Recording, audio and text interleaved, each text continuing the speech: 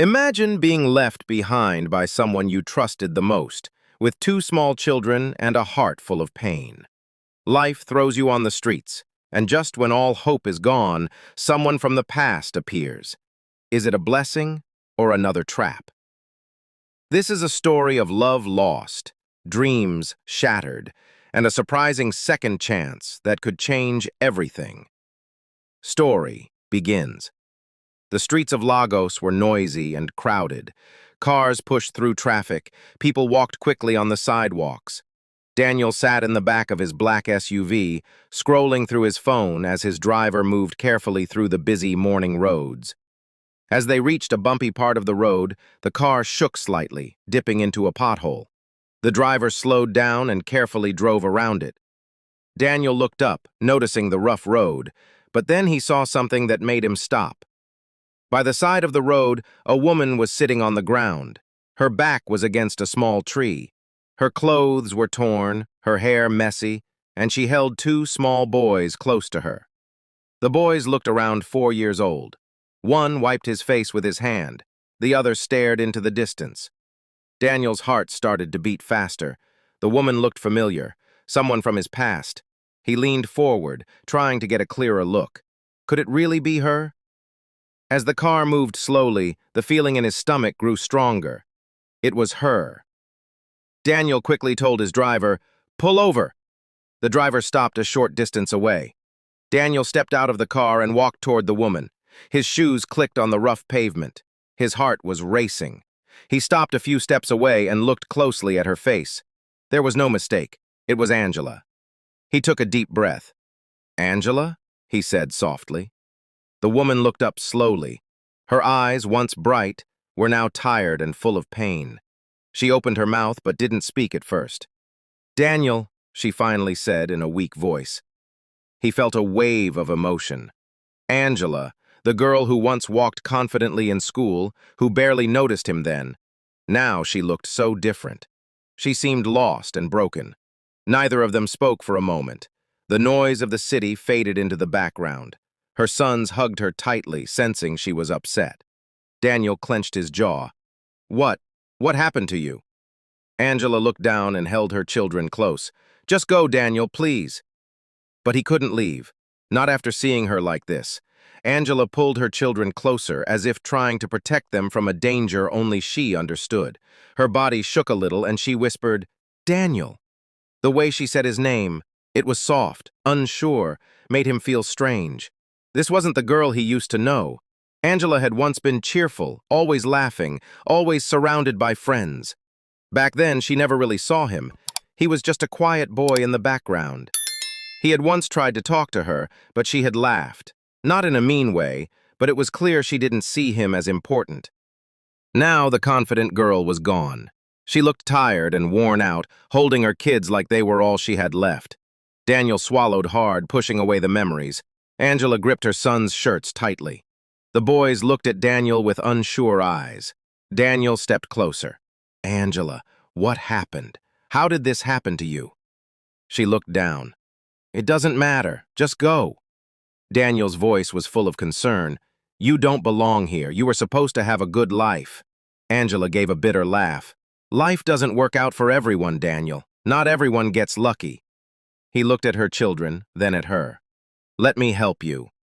Angela quickly looked up. Her eyes had a spark of fear, or maybe anger. Anger, shame, fear. "Help? You don't understand," Chica whispered, her voice shaking. "You can't just fix everything. Some things are too broken." Daniel let out a soft breath, trying to stay calm. "Maybe that's true," he said gently.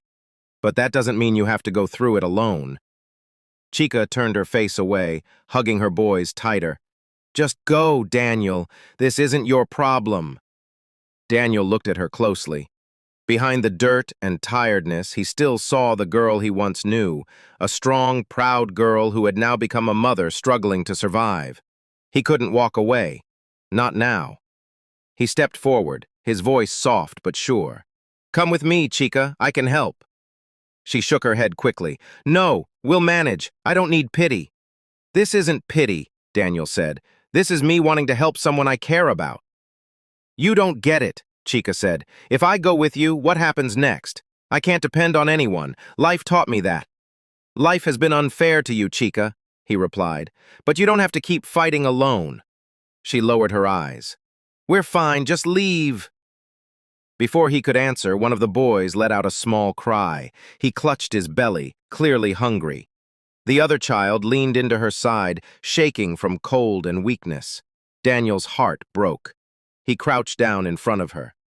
Chica, look at them. They need food. They need a safe place. You can't keep doing this on your own. Maybe God let me find you again for a reason. Her lips quivered as she looked at her sons.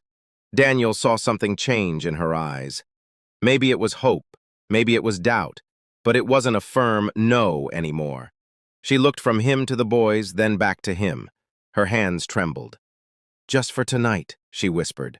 Daniel felt relief rush through him. He helped her up carefully and walked them to his car. As they got in, he turned to his driver and said, "Turn around. We're going home." The ride was quiet. Chica stared out the window, unsure if this was real. Daniel had already called his cook and said, "Make something warm, something special." When they reached the house, Chica paused. It was big, glowing with soft lights. Her sons held onto her legs, wide-eyed. Inside, the home felt calm and clean. The boys touched the couch and looked around, amazed, but Chica felt out of place. Everything was too neat, too fancy. Daniel gently put a hand on her shoulder. "You're safe here. You don't need to feel afraid." She swallowed hard. "Safe," she whispered. It had been so long since she felt that way. The dining table was full of food. Jollof rice, fried plantains, pepper soup. The smell filled the air. Chica sat down slowly, her fingers tightly holding the edge of the chair. Her sons didn't wait. As soon as their plates were served, they dug in, smiling with joy. Chica watched them, tears gathering in her eyes. For so long, they had only eaten scraps, when they were lucky. Seeing them enjoy real food was overwhelming. Daniel sat across from her. "Eat, Chica, don't be afraid." Her hands shook as she lifted her spoon. She tasted the rice, and the flavors hit her like a wave, spicy, warm, comforting. Tears rolled down her cheeks. She quickly covered her mouth, trying to hide it. Daniel noticed but said nothing. He quietly poured her a glass of water and slid it to her. "Take your time," he said softly. Chica nodded, swallowing hard. "Thank you." Her sons, still smiling, kept eating. One of them looked up, his cheek full of rice, and said with a grin, "Mommy, this is the best food ever." A shaky smile formed on Amaka's face through her tears. "I know, my love, I know." After the meal, the boys were taken to a guest room. A housekeeper helped them clean up and change into fresh clothes. Amaka was now alone with Robert in the living room. She sat stiffly on the edge of the couch. Everything felt too warm, too comfortable, and too unfamiliar. Robert sat across from her, watching her closely. "Amaka, what happened? How did things get this bad?" She let out a long breath. "It's a long story. I have time," Robert said gently. Amaka folded her hands and stared at the floor. After a moment, she sighed deeply. "I was young and foolish," she began. "When I met Amma, he seemed perfect, charming, confident. He made me feel like I was the only woman in the world." Robert stayed quiet, listening closely. "He promised me everything, a beautiful future, a big house, happy children. I believed him. I trusted him. But when I told him I was pregnant, everything changed." She paused, her eyes filled with pain. "At first he pretended to be happy, but I saw fear in his eyes. Slowly he started avoiding me. He stopped answering calls, ignored my messages. Then one day he just disappeared." Robert's jaw tightened. "He just abandoned you?" "Yes," Amaka whispered. "I was left with nothing. No job, no money, no help. My father threw me out. Said I had shamed the family. My mother cried, but she couldn't stop him. I had nowhere to go. I begged for work.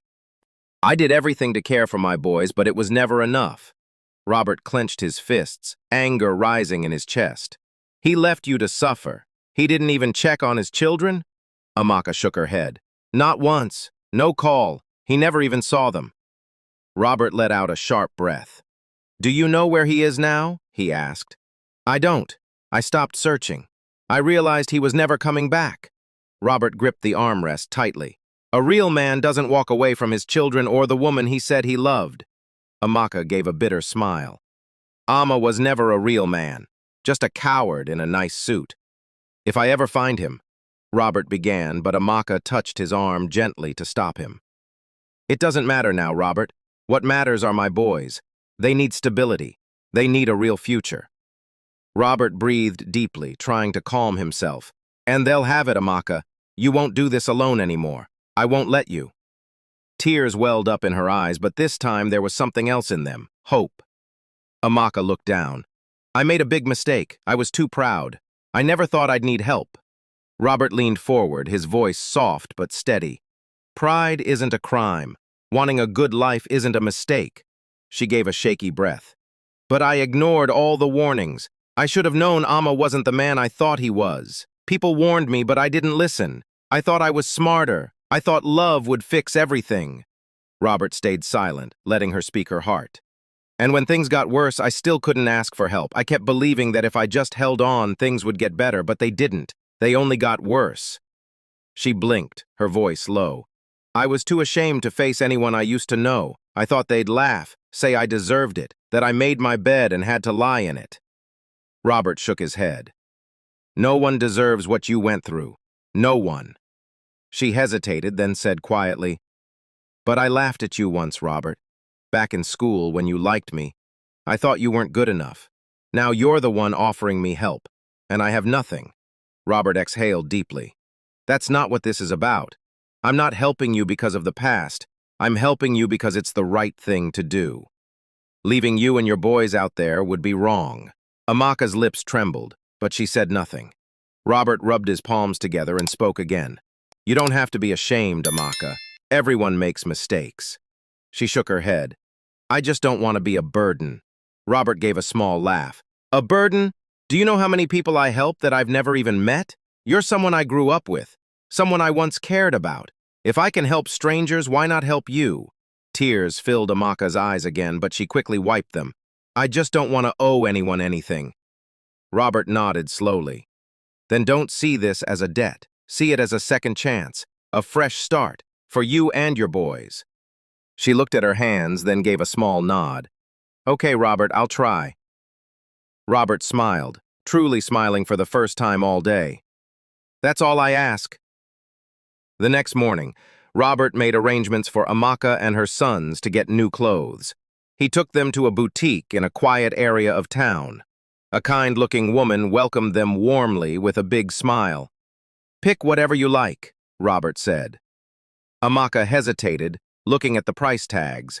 Everything looked expensive. Robert, I can't.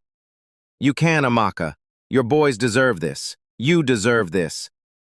She took a deep breath and nodded. She wasn't sure, but she knew her children needed this. The twins ran excitedly through the store, picking out tiny shirts and showing them to their mother. Amaka carefully selected simple but elegant dresses for herself and the boys. After shopping, Robert took them to the hospital for a full checkup. Amaka sat anxiously as the doctor examined her sons. They're a little underweight, the doctor said, but with proper meals they'll be fine. Amaka let out a breath she didn't know she'd been holding. For the first time in a long while, she felt a small sense of relief. As they stepped out of the hospital, Amaka turned to Robert. Why are you doing all this? Robert stopped walking and faced her. Because I care, Amaka. She folded her arms and looked at him, her eyes full of doubt. People don't just help for no reason, Robert. What do you want from me? Robert sighed. Not everything in life comes with a price. I just want to see you and the boys safe.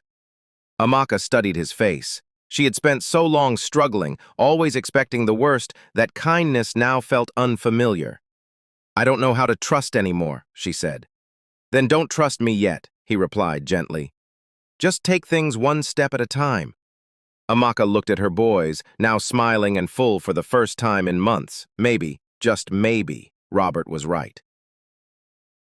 The next morning, Robert called Amaka into his study. She sat nervously across from him, unsure of what to expect. I want to offer you a job, Robert said. Amaka blinked, surprised. A job?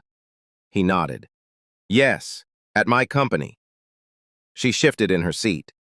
Robert, I don't know anything about business. What would I even do?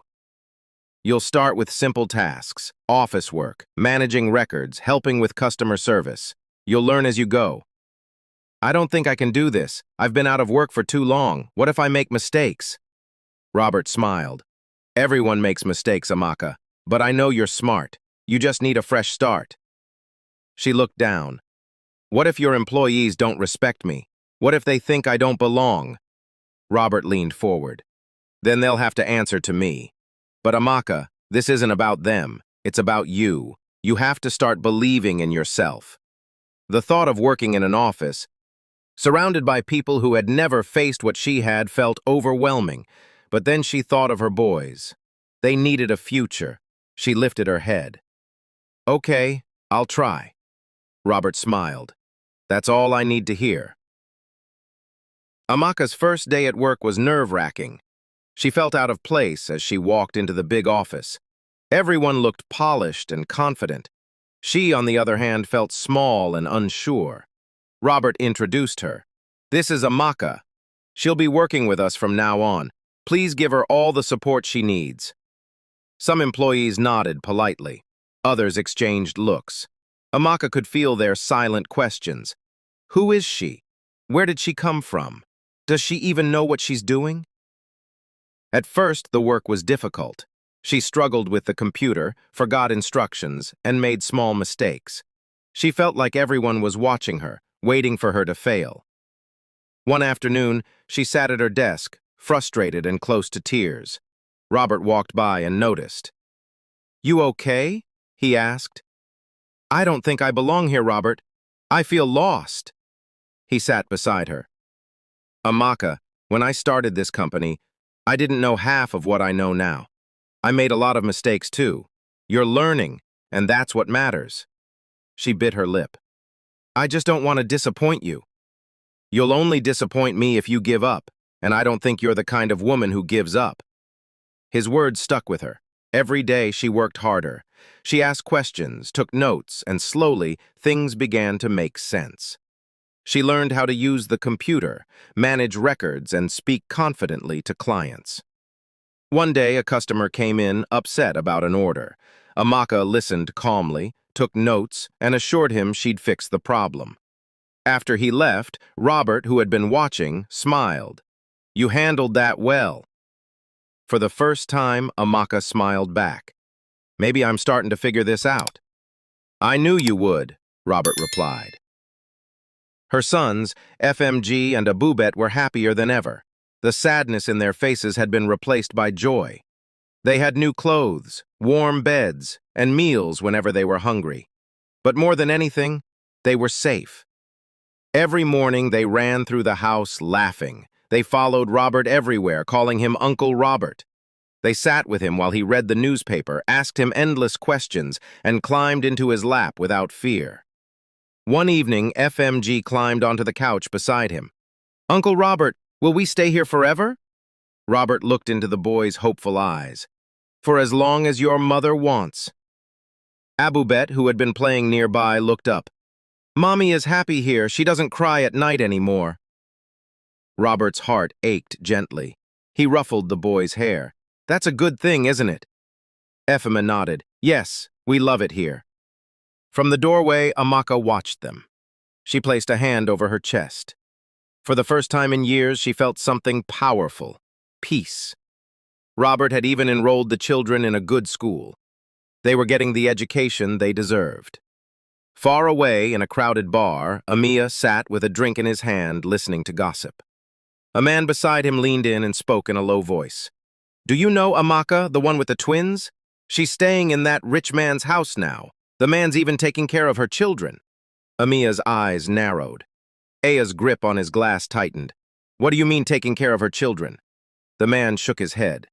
They live in his house. He feeds them, clothes them. Some say he might even adopt them legally and make his chest tightened. His mind raced with thoughts. What if this man adopted his children? What if he lost them forever? No, that could not happen. He stood up suddenly, his chair scraping against the floor. Where can I find this man? After asking around, AA finally got the information he needed. The next morning, he walked into Robert's office without an appointment. The receptionist stood up quickly. "Sir, you can't just—" But Amiasha ignored her and barged into Robert's office. Robert, who had been reviewing documents, looked up, surprised. "I heard Amaka is living in your house," Amiasha said, his voice sharp. "I want to see my children." Robert narrowed his eyes and leaned forward. "Who are you, young man, and how dare you barge into my office without an appointment?" The receptionist stepped in nervously. "I'm sorry, sir. I tried to stop him, but Robert lifted a hand, cutting her off. "Hey, that's okay. I'll take it up from here." Ma straightened his shoulders and spoke in a hard voice. "I'm a M.A., the father of Amaka's children, and I have every right to see them." Robert's expression darkened. "The father?" He let out a bitter smile. "You left them on the streets and now you care. Do you even know their names? Do you know how they've survived up to this day?" Emma's face tightened. "They are my blood. I have a right to them." Robert stood up slowly, his voice sharp. "A father's right is earned, not claimed when it's convenient. Where were you when they were hungry? Where were you when they had no place to sleep?" AA clenched his fists. "I made mistakes, but that doesn't mean I don't love my children. I want to see them now." Robert shook his head. "You don't get to walk in here and demand anything. If you truly cared, you wouldn't have let them suffer in the first place." At that moment, the door opened and Amaka walked in. She stopped when she saw Amia, her face twisting with anger. For a moment, the room was silent. Then Amaka stepped forward, her voice shaking with fury.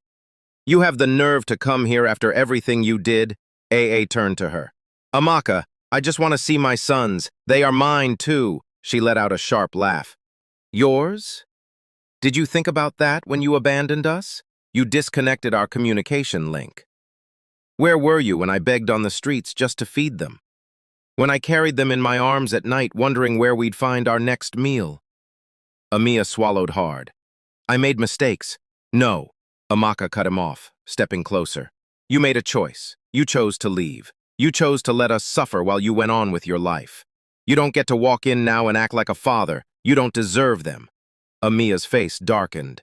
"You can't keep them from me. They are my children." Amaka's eyes burned with anger. "No, Mecha. They are my children. I was the one who raised them. I was the one who protected them. I was the one who suffered for them. Where were you?" Amia's mouth opened, but no words came out. Amaka took a deep breath, her hands shaking. "You had your chance, Emma.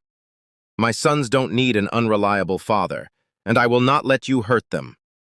Robert finally spoke. "You heard her. Now leave." Amia stood frozen, his fists clenched. He looked at Amaka, then at Robert, then back at the door, as if searching for a way to regain control. But he saw it clearly now. He had lost. Amaka's eyes held no fear, no longing, no regret, only certainty. His lips parted as if he wanted to argue, but nothing came out. He knew there were no words that could undo the past, no excuse that would erase his absence. Finally, he let out a heavy breath and turned towards the door. Without another word, he walked away. Amaka stood still, listening as his footsteps faded. When the door shut behind him, she let out a long breath she didn't know she had been holding.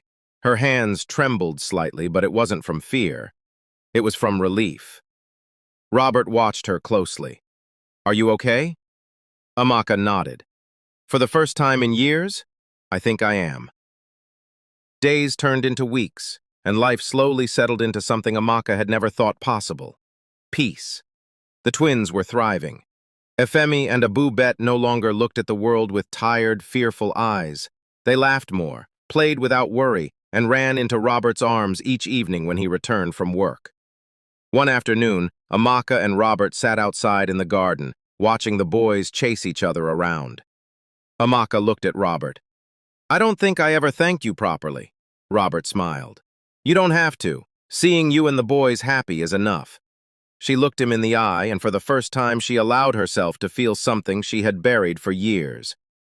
One evening, Robert and Amaka sat on the balcony. Amaka was scrolling through her phone when Robert exhaled slowly and turned to her. "Amaka, I need to tell you something," he said, pausing, his voice steady but serious. Amaka looked at him, sensing the weight of his words. "What is it?" He hesitated for a brief moment, then spoke. Amaka, I have loved you for years, but this time I want you to choose me for who I am, not what I have. Amaka's breath caught in her throat. She wasn't expecting this. Not now. She searched his face, looking for any sign that he was joking, but Robert's eyes held nothing but honesty. She looked away, her heart pounding. Robert, I don't know what to say. Then don't say anything, he said softly. Just listen. She swallowed hard, nodding for him to continue.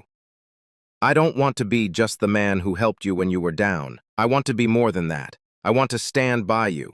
Not because I feel sorry for you, but because I choose you. And I want you to choose me too. Not because of what I've done, but because you truly want to. Amaka stared at the boys playing, her mind clouded with emotions she had buried for too long. She took a deep breath, gripping the edge of her chair. Robert, this is a lot. Robert nodded. I know, and I don't expect an answer right now, but I needed you to know how I feel. She closed her eyes for a moment, memories flashing through her mind. She had trusted before. She had believed in love before, and it had left her broken. I've been hurt, Robert, she said, her voice barely above a whisper. I gave my heart to someone once and he destroyed me. What if I make the wrong choice again? What if it all falls apart? Robert reached out and gently took her hand. I can't promise you that life will be perfect, Amaka, but I can promise you this. I will never leave you. I will never abandon you or the boys. I will fight for you, for us, every single day. Tears welled in Amaka's eyes, but she quickly blinked them away. She wanted to believe him. She wanted to trust again. But fear still held on to her heart. She turned to him, searching his face for any doubt, any hesitation. But there was none.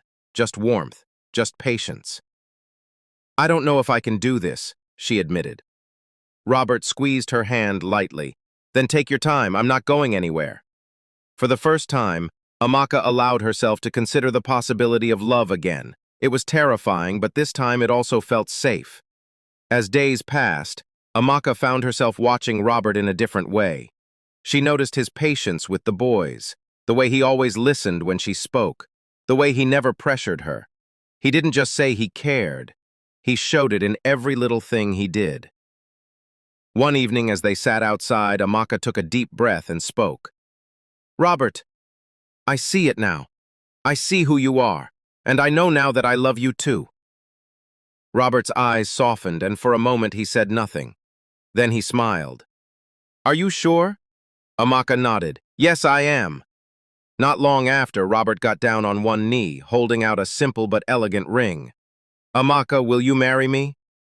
Amaka's hands flew to her mouth and happy tears filled her eyes. Yes, Robert, yes. Robert laughed, pulling her into a hug.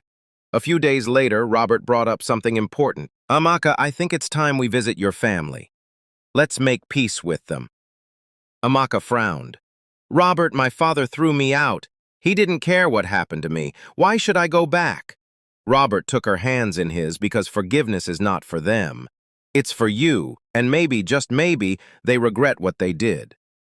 After much thought, Amaka agreed. They traveled to her family home, taking the twins along. When they arrived, her mother broke down in tears, holding Amaka tightly. My daughter, I have missed you so much. Her father, looking older and weaker, stepped forward, his voice shaking. Amaka, I was wrong. I let my pride drive you away. Can you ever forgive me? Tears streamed down Amaka's face. She had carried this pain for years, but in that moment, she let it go. Yes, Papa, I forgive you. Robert cleared his throat and spoke with respect. Sir, I love your daughter and I want to marry her. I promise to take care of her and the boys. Amaka's father looked at Robert, then at his daughter. Then he nodded. You have my blessing, my son. The whole family celebrated that night. Amaka's parents were very happy to be reunited with their daughter and grandchildren. As they left the next morning, Amaka felt lighter. She had found love, family, and finally peace. The day of the traditional wedding arrived, and the air buzzed with excitement. Family and friends gathered, dressed in their finest attire. Amaka, adorned in a stunning native outfit, walked gracefully into the ceremony venue. Her heart filled with emotions she couldn't describe. Drums beat rhythmically and the melodious sound of traditional songs echoed through the air. Women danced joyfully, their colorful wrappers swaying with each movement. The sweet aroma of jollof rice and fried meat filled the venue, making everyone eager for the feast ahead. Robert, dressed in traditional attire, stood at the front, his eyes locked on Amaka. When she finally stood before him, he smiled. "You look beautiful, Amaka." She blushed, lowering her gaze for a moment before meeting his eyes. "And you look like a man ready to become a husband." The ceremony continued with prayers, blessings, and the symbolic pouring of palm wine. Amaka's father, now a humbled man, placed her hands in Robert's. "Take care of my daughter," he said, his voice thick with emotion. Robert nodded. "With all my heart." As the night fell, the celebration continued with laughter, music, and endless dancing. The twins ran around happily, their faces full of excitement. Life after the wedding was different, but in the best way possible. Amaka, Robert, and the twins settled into their new life, creating a home filled with love and laughter. Robert remained the caring man she had grown to love, always putting family first. The twins adored him, calling him Daddy without hesitation. He read them bedtime stories and made sure they always had everything they needed. One evening, as Amaka tucked the boys into bed, Robert stood by the doorway, watching with a soft smile. When she walked up to him, he pulled her into a warm embrace. "Are you happy?" he asked. Amaka looked up at him, her heart swelling. "More than I ever thought I could be." Robert kissed her forehead. "Then that's all that matters." As they stood there holding each other, Amaka realized something. Life had given her a second chance, and she had taken it. No longer was she the woman abandoned on the streets. She was a wife, a mother, and most importantly, she was loved. And so they lived happily, proving that second chances and true love could change lives forever. Life is full of unexpected turns, but no matter how hard things get, hope is never truly lost. Sometimes help comes from the least expected places, and second chances can lead to a beautiful new beginning. Amaka's story teaches us that strength is not in facing struggles alone, but in accepting help when it comes. And most importantly, true love is not about what someone has, but about who they truly are. What do you think about this story? Share your thoughts in the comments. I would love to read from you. And guess what? A brand new exciting story is coming your way in just a few days. So, if you haven't already, subscribe to my channel and turn on the notification bell so you'll be the first to know when I upload it. If you enjoyed this story, don't forget to hit the like button and share it with your friends. Thank you so much for your support, and see you in the next.